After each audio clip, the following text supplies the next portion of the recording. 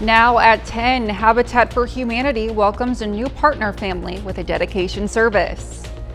Plus, the Joplin Jeep Junkies surprise a young area boy for his 3rd birthday.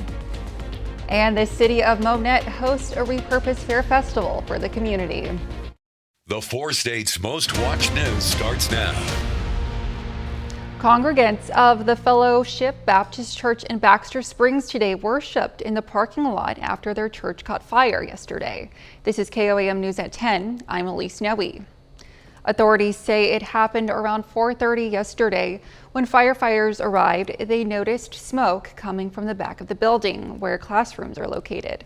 No one was injured in the blaze. Following protocol, the state fire marshal had been called in to help with the investigation. 2 people were injured after a boat capsized yesterday on the Lake of the Ozarks.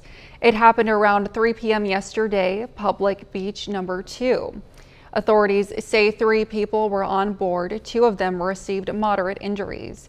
The 3rd was not injured. The Missouri State Highway Water Patrol is investigating the cause of the crash. Meteorologist Sam Lane joins us for a first look at weather. And it's a great look of weather with temperatures this morning starting off very pleasant, certainly a lot drier. We started off in the upper 60s and lower 70s, and then this afternoon we saw temperatures rising through into the 80s, low 80s to the east, like Stockton and Greenfield with 82, and then mid to upper 80s out towards the west, but still a very pleasant afternoon. And it's all because of this dry air that has moved in behind that frontal system across the area. And that's going to be with us for the next couple of days. As we go into the morning, we're going to see temperatures dropping through the 60s to a low of 59 degrees by tomorrow morning. And looking down the lane, we're going to have several cool nights and some warm afternoons. Unfortunately, it's a dry week ahead, exacerbating the drought situation. And also, unfortunately, the heat wave is lurking in the background, and we'll tell you more about that in just a little bit. We'll see you soon. Some people have no choice to stay out of the heat we've been experiencing this past week because they work in it. As Michael Hoffman reports, they say it's all about being prepared for summer's outrageous temperatures.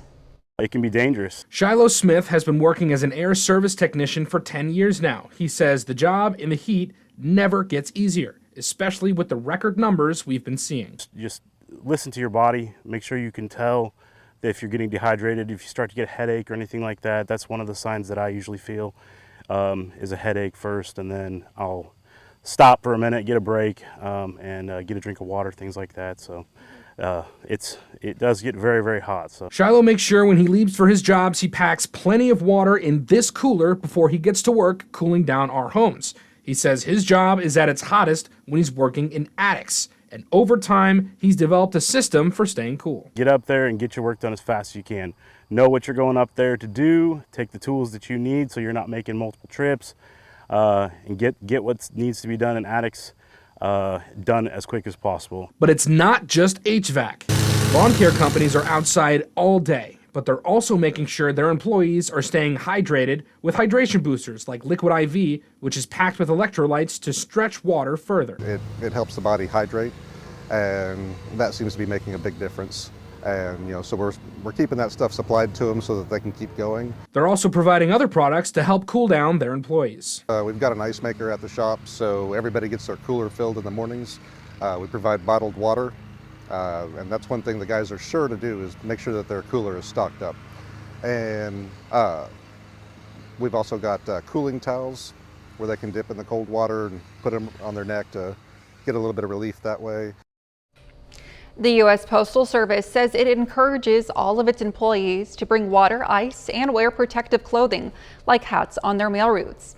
We're also told that there is a new mandatory heat illness prevention training program for all of their carriers. This weekend, the city of Monette hosted a repurposed fair festival. The event began at 11 a.m. this morning. The purpose of the festival was to get to know the community while browsing various crafts and goods. It also included a pet parade with prizes and an acoustical guitar performance. So about 10 years ago, we were working on the early stages of our Monette Main Street, and we were thinking about how we could take a blighted space down here on Front Street and turn it into a pop-up market. So we thought vintage, repurposed, recycled, and craft kind of concept would be a good concept for us. So we decided to start the Repurpose Fair. The Repurpose Fair Festival is an annual event. The Joplin Jeep Junkies celebrated a special young Joplin boy today. The birthday boy Cooper is a 3-year-old that is battling leukemia, and for his birthday this year, his family wanted to do something extra special. They reached out to Joplin Jeep Junkies and were able to have over 30 Jeeps in attendance. There's so much bad in the world, to know that there's so much good, and it's not ever focused on the good. We seem to hear more bad than we do good, and we've got a great club. We're a family-friendly club, and that's what we need in the community. Where I cry at and I get so emotional is he's so strong and he's so good at it. And like, we get up on Monday mornings and we're like, we got to go to work. Well, he gets up on Wednesday mornings, he's got to go get chemo, and he is like smiling and just kicking through it like a trooper. Cooper received his first battery-powered Jeep today and is now a part of Joplin Jeep Junkies. Habitat for Humanity hosted a service of dedication to bless their newest home for its partner family today.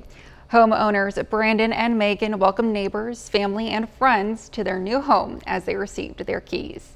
KOAM's Jasmine Knight has the story.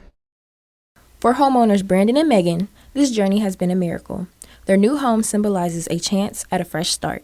We're at a point in our life where things are moving in a positive direction. I'm going to hopefully graduate from college this coming year. So with that and kind of this, a lot of bright things have been happening in our life, and we're just very appreciative of it all. Brandon's family partnered with Habitat for Humanity to bring their dreams to life. Their mission is to get families into new, affordable houses. Throughout the process, the family does get to pick and choose different things.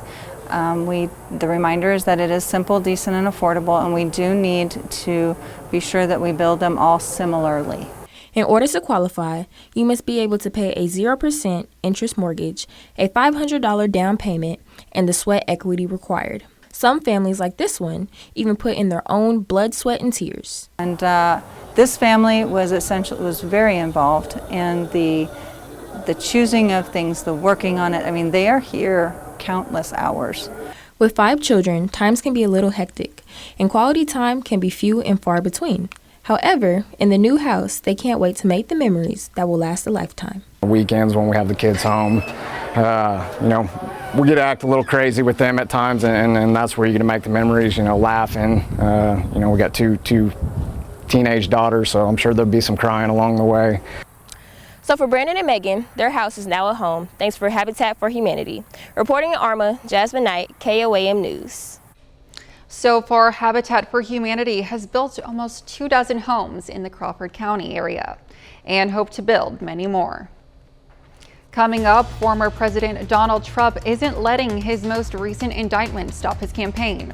We'll see how other hopefuls are looking to gain ground. Plus, President Biden makes plans to request more vaccine funding ahead of the winter months. Former President Donald Trump is turning his surrender at the Fulton County Jail in Georgia into a fundraising opportunity. Some of the other candidates seeking the GOP presidential nomination will hit the campaign trail this weekend. CBS News correspondent Wendy Gillette reports from New York. Former President Donald Trump is cashing in, selling merchandise showcasing his mugshot, taken after he surrendered at the Fulton County Jail Thursday. What has taken place here is a travesty of justice. We did nothing wrong. I did nothing wrong. And everybody knows it. I've never had such support. Others are also using the booking photo for profit, like this store in a Los Angeles suburb. He looks like a comic book villain.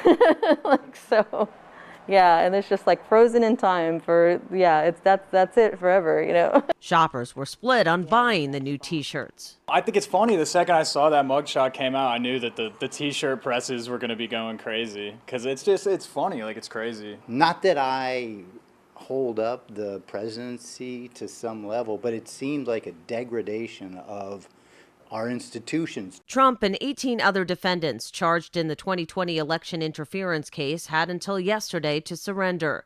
One of them, Harrison Floyd, is still in custody, ruled a flight risk. There are grounds for bond to be denied at this point. Meanwhile, the other Republican presidential candidates are trying to build on their appearances at Wednesday's GOP debate. Continuing to show up in person is going to be a core part of the strategy. Vivek Ramaswamy campaigned in Iowa. I will get the job done. Florida Governor Ron DeSantis is scheduled to make 3 appearances in the state later today.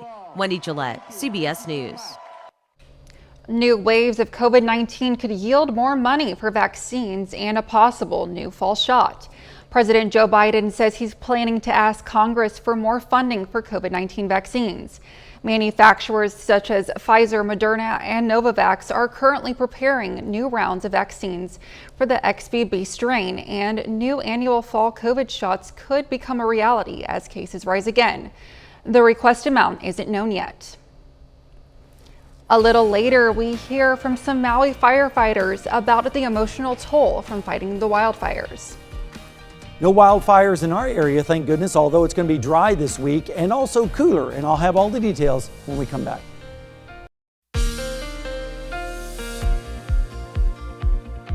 What a wonderful change in the weather we've had over the last 36 hours or so, with temperatures changing from extremely hot to pleasant, and that's certainly going to continue as we go into the next few days. Let's start out this morning though at Indigo Sky Casino and Resort, and as we go through the day, you can see we started out with mostly cloudy skies, but then as the morning wore on, we started to see the sun poke out, and also this afternoon just a few cumulus clouds, and now we're left with mostly fair skies as a beautiful sunset occurred this evening. We made it up to 86 today, which was actually below the normals of 88 and 66, and of course we're way behind on the rainfall for the year, but at least we're still an inch ahead for the month, and that's probably where we're going to end up being. Radar right now is all clear across our area, nothing really to see on that.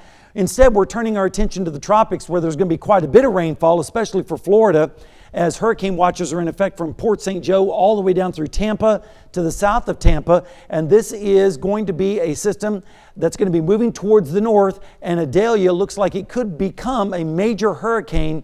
So folks in western Florida, of course, are keeping an eye on that. We're also keeping an eye on the drought situation in our area, as for the last 2 years, if you look at Joplin's rainfall, we're about 12 inches behind for the last 2 years. And Sedan, Kansas is even worse, around 21.5 inches below where we're supposed to be. So this is kind of like a disaster in slow motion as the drought just continues. But at least temperatures tonight are very pleasant. Already down to 69 in Iola, 70 in Stockton, and then you start getting into the mid 70s and upper 70s down like in Grove, where they're currently sitting at 78. But at least the dew points are lower, and that's making it feel a lot more comfortable out there, generally in the 50s up to the north and lower 60s to the south. And that's a pretty good indication of where we're headed for tonight's overnight lows. Right now we're looking at not bad and pleasant dew points, and hopefully that will continue for the next few days too. Unfortunately, rain chances are going to remain small for the next 36 hours, and that big nasty ridge of high pressure that caused all the heat wave, that's retreated off towards the west. But notice what happens as we go through the week. This thing starts to inch its way back into our area, and by the weekend, it's right back on top of us, which means the heat is going to return, hopefully not hundreds, but it's going to be close. So we'll keep an eye on that. Lows tonight, very pleasant, generally in the 50s to the east and north, 60s to the south and west. And then tomorrow, another beautiful day with temperatures in the low to mid 80s across the area. A great day, Chamber of Commerce weather really. And then as we go into Tuesday morning, we're going to see lows in the 60s, maybe a few 50s sprinkled in here and there. And then Tuesday afternoon, another nice day with temperatures in the upper 80s to around 90. And then by Wednesday morning, lows in the 60s.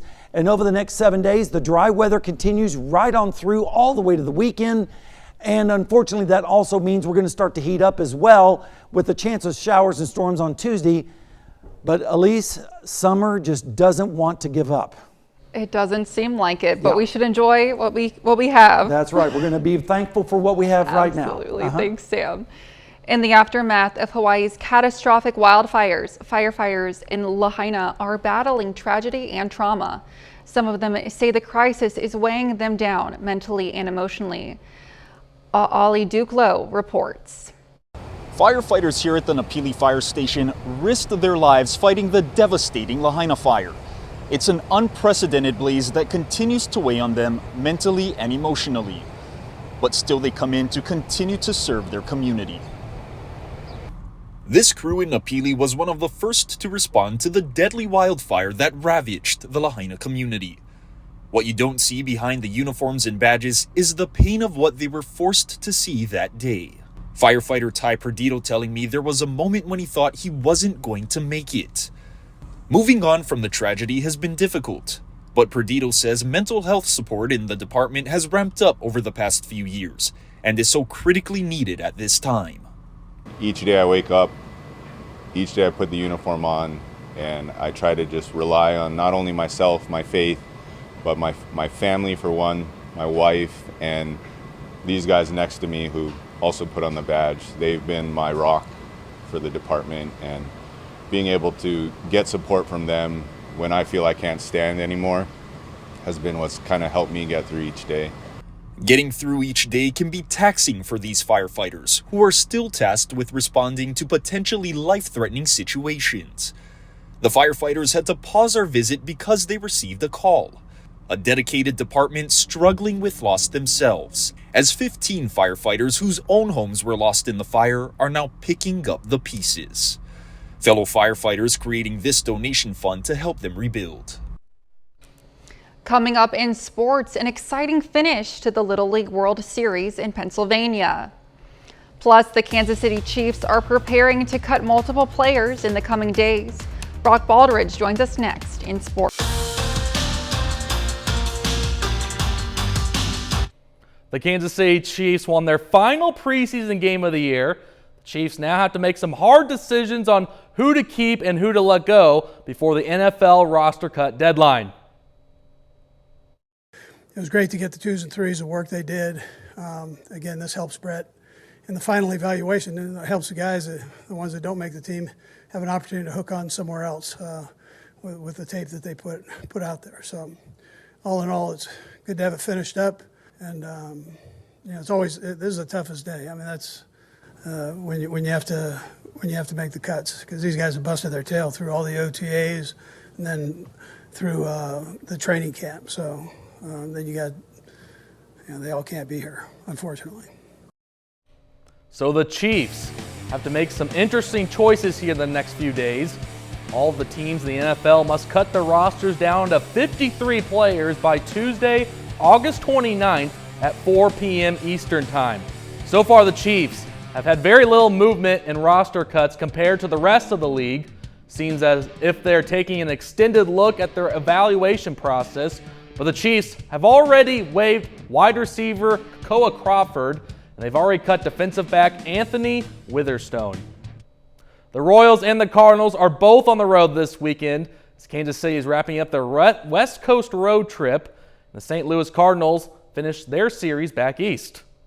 Royals in Seattle and Washington taking on the Mariners.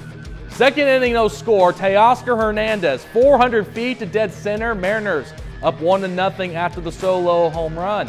Bottom of the fifth now, same score. Julio Rodriguez, turn and burn, 2-run shot into the bullpen. Mariners now take a 3-0 lead.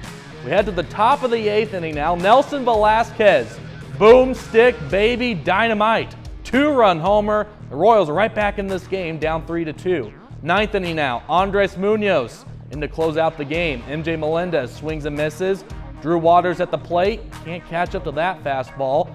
Michael Massey now is caught looking, and that's your ball game. Munoz strikes out the side in the ninth as the Mariners sweep Kansas City, winning the game 3-2. Cardinals versus Phillies in Philadelphia. First inning, Kyle Schwarber leading off and teeing off with that matter. This pitch goes into the shrubbery, out into center field. Phillies take a 1-0 lead after the solo home run. Seventh inning now, 2-0 Phillies. Bryce Harper up at the plate. He will bloop this into left field, and it's going to fall down for a base hit. RBI single. Philadelphia takes a 3-0 lead. Then to the ninth inning. Last chance for the Cardinals as Craig Kimbrell comes onto the mound. Tying run at the plate. Wilson Contreras misses that one. Phillies shut out St. Louis, winning this one 3-0. It still feels like summer outside, for as baseball season is slowly coming to a close. The championship game at the Little League World Series took place in Pennsylvania on Sunday, and it was one for the ages. Little League West champions out of El Segundo, California, taking on the international champions of Curacao. First inning, California's Lucas Keldorf hits this one into the warning track. RBI double. 2 runs are coming to score. It's 2-0 California. So it looks like the West Coast kids are going to cruise in this game easily until this happens. Bases loaded for Curacao in the 5th inning. Nasir Oasas, game-tying grand slam. New ball game, tied 5-5. Keep in mind, we only play 6 innings in Little League, so bottom of the 6th, tied game. Louis Loppy, goodbye home run. California wins the Little League World Series off of a walk-off home run, 6-5. We shift gears to golf now as the final round. The PGA Tour Championship FedEx Cup takes place in Memphis, Tennessee. Starting with the shot of the day, par 4 in the 3rd. Adam Shank's second shot with 137 yards out. You can't place it any better than that. Goes in for an eagle. Shank finishes at 10 under. Then the man who's been commanding the lead all weekend, Victor Hovland, par 4 at the 14th. Hovland with over 23 feet to the left, save his par, gets it in to fall. Hovland remains 3 strokes ahead in the lead. Then Hovland walks up the fairway in the 18th. And he has a putt for a birdie, and he will drain it. The former Oklahoma State Cowboy, Victor Hovland, wins the 2023 PGA Tour Championship at 27 under par. That's a look at sports. We'll be right back with more news right after this. The newest elephant calf born at the Henry Doorly Zoo in Omaha, Nebraska has a very special name. The female calf born earlier this month is named Amandra, which means strong woman. Zoo officials say Amandra now weighs 290 pounds and is getting used to her habitat. How cute is that? Nice habitat. Cooler habitat. Cooler habitat, yes, for sure. It's been really nice the last few days, not only here but up in Nebraska for the elephants. And I think we're going to stay nice for the next several days. But unfortunately, if you look at the forecast, we increase the temperature each and every single day as we go through the week. And that means a return to more summer-like weather early part of the weekend and next week, with only a chance of a thunderstorm on Tuesday. So the drought continues. And unfortunately, Elise, it looks like summer is going to try to make a comeback. Hopefully it won't stick around that long. Well, we do need the rain, so Yes. I hope that pulls through, but I'm enjoying this cooler weather, Me too. that's for sure. Well, that's our time for now. Thanks for making us part of your night.